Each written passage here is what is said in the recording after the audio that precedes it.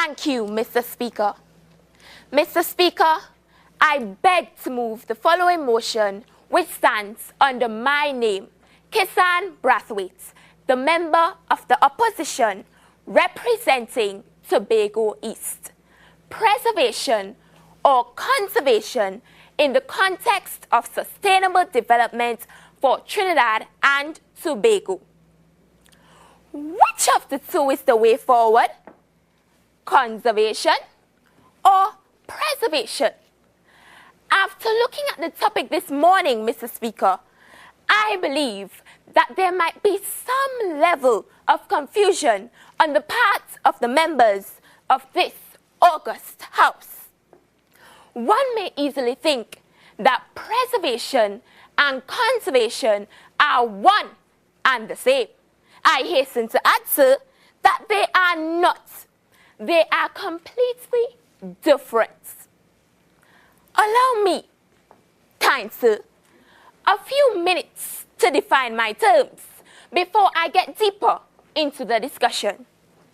Preservation, according to Timothy A. Thwaites, a renowned American environmental scientist, involves steps towards maintaining the environment or ecosystems in their present natural states, restricting human interaction or intervention.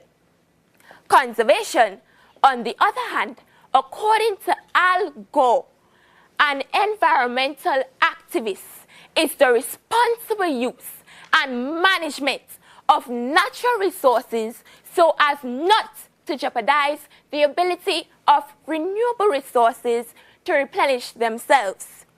Also, to minimize the consumption of finite resources and to sustain the quality of ubiquitous, that's a big word, resources such as air and water. Simply put, sustainable development is development on a long-term basis. For ease of reference, I direct your attention to the chart.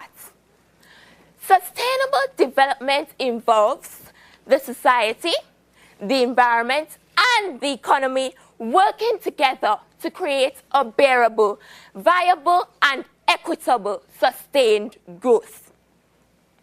In our local setting, or in any setting, for there to be sustained growth, both concepts complement each other. They should not be separated. They can work in tandem. They can coexist. To begin, Trinidad and Tobago can boast of high levels of sustainable development and of a 2020 vision because of the grand opportunities that the conservatory harnessing of our non-renewable fossil fuel has rewarded us. It has caused us tremendous wealth, which was cautiously used to provide economic and social benefits.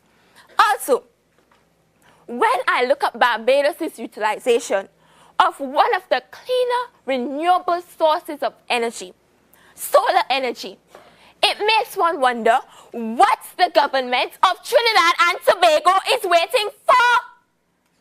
Renewable sources of energy do not harm the environment. Even so, Mr. Speaker, I cannot and will not subscribe to conservation exclusively. This will be just as telling the people of the nation that they can slash, burn, and even build in the oldest protected forest in the Western Hemisphere. That is the main ridge in Tobago. And even if trees are replanted, they will not immediately be developed to be effective carbon sinks, removing the high concentrations of the greenhouse gas, carbon dioxide, which is daily pumped into the atmosphere and which is responsible for the climatic changes experienced worldwide.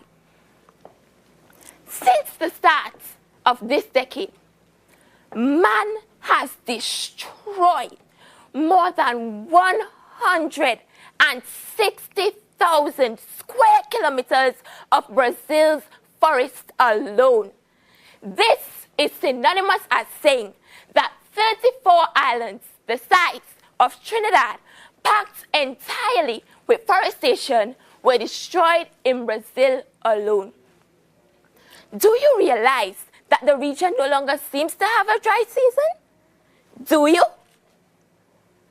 In addition to this, record rainfalls and flash floods have been sweeping parts of Australia where rainfall should rarely be experienced.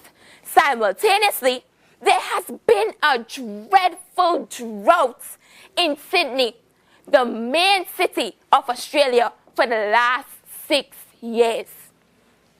The preservation of Main Ridge makes Tobago an eco-tourist's paradise. This creates jobs and fosters feelings of social patriotism, national pride, and unity. In summary, Mr. Speaker, I cannot imagine a world where there is no alteration of the environment, and there is no place that I can bring to mind that has not gone through some form of change. Therefore, I believe that preservation and conservation must work together to create balance and optimal, sustainable development. I thank you, Mr. Speaker.